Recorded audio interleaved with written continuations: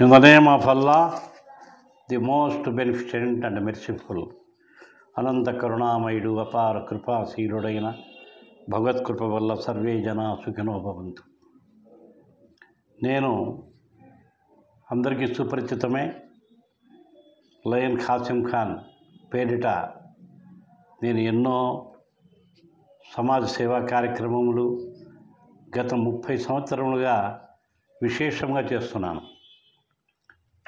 మా గ్రామం నాగారెడ్డిపల్లె కదిరి సమీపంలోనే 2003లో ఒక మెగా కాంపిటీషన్ నాగారెడ్డిపల్లెలో దాదాపు 10,000 మంది ప్రజలకు ఆనాడే ఉచిత వైద్య పరీక్షలు తర్వాత మందులు ఇవ్వడమే కాకుండా అప్పుడు హాజరైన 10,000 మందికి మొత్తము బోధన కార్యక్రమం ఏర్పాటు చేసి 50 మంది డాక్టర్లు 50 మంది వంట మనుషులు కలిసి చేసిన కార్యక్రమాన్ని తిలకించినటువంటి కలెక్టర్లు, డిఐజీలు, రాజకీయ నాయకులు ఎంతో ఆశ్చర్యపడిపోయినారు. ఒక కుగ్రామంలో ఇన్ని వేల మంది హాజరు కావడం అనేది నా జీవితంలో చూడలేదని ఆనాటి district collector doctor B Rajasekhar గారు కొనియాడారు. అలాంటి కార్యక్రమం ఎన్నో చేశాను నేను. కదిరి మార్కెట్ యార్డ్లో అలాంటి కార్యక్రమం చేశాను. ఇప్పుడు ప్రస్తుతం ఉన్నటువంటి డీజీపీగా పనిచేస్తూ రిటైర్డ్ అయినటువంటి ద్వారకా తిరుమలరావు గారు ఆనాటి కార్యక్రమానికి ముఖ్య అతిథిగా వేయించేశారు కదిరికి. అలాగనే ఎంతోమంది ఐపీఎస్ ఆఫీసర్లు, కలెక్టర్లు నేను చేసిన కార్యక్రమాలకు హాజరై నన్ను ఎంతో కొనియాడారు.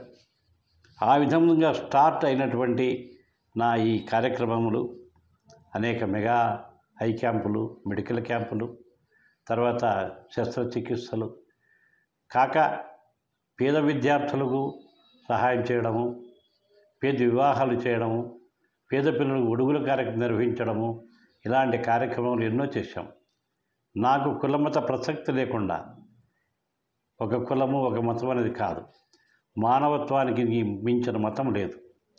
ఏ మతమైనా మానవత్వాన్ని కోరుకుంటుంది కానీ మానవత్వం లేని మతం కాదని ధర్మశాస్త్రాలు, భగవద్గీత, బైబిల్, ఖురాన్ షరీఫ్లు ఒక్కాడిస్తున్నాయి.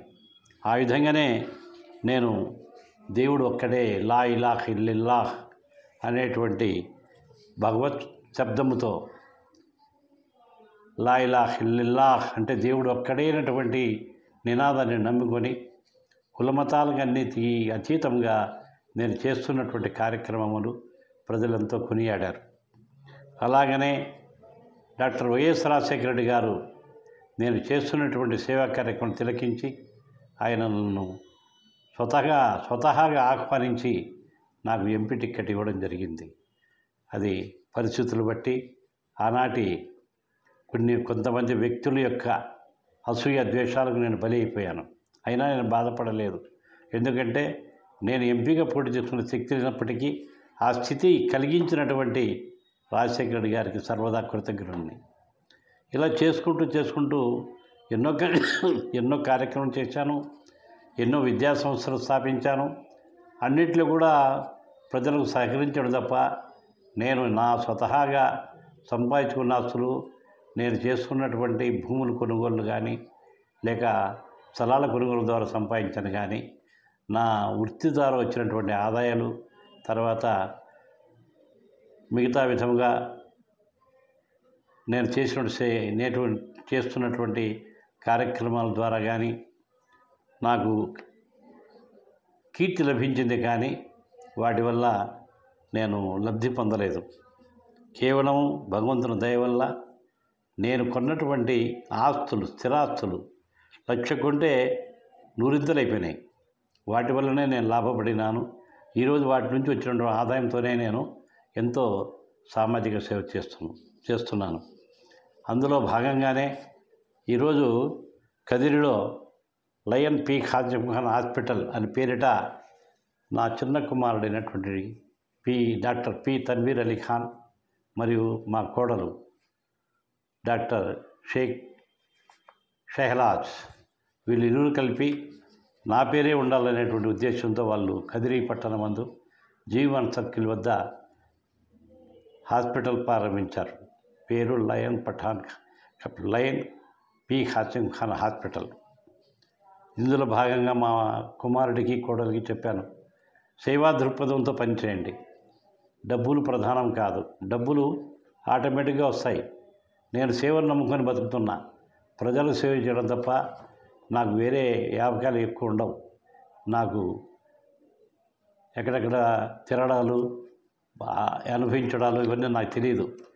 కష్టపడాలా, పని చేయాలా, అందరూ వచ్చిన డబ్బును ప్రజలకు సహకరించాలా అనేటువంటి నినాదంతోనే దేవాలయాలని కాదు, మసీదులు కాదు, చర్చిలు కాదు, ఎవరు ఏ కులంలో ఏ మతంలో నన్ను అడిగినా నేను కాదనను.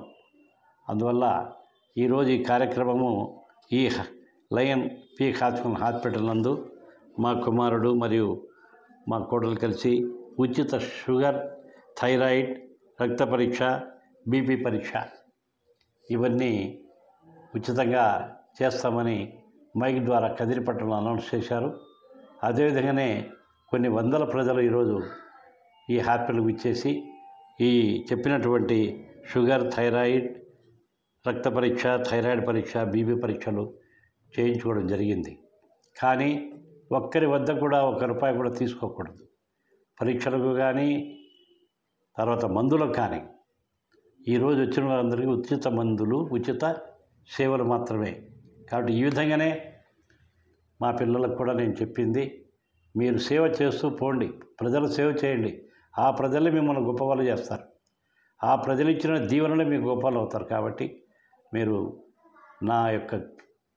నేను సంపాదించుకున్న గౌరవానికి భంగం కలగకుండా, నా ప్రతిష్టకు భంగం కలగకుండా మీరు ప్రజలకు సేవ చేస్తే అదే భగవంతుని చేసిన సేవ. అప్పుడే అల్లా కూడా మీకు సముచిత రీతిన మీకు సకల సంపదలు కలుగజేస్తాడు అని నేను చెప్పడం జరిగింది. ఆ విధంగానే ఈరోజు మా ఈ హాస్పిటల్ నందు కార్యక్రమం చేశారు. చాలామంది విచ్చేసినారు.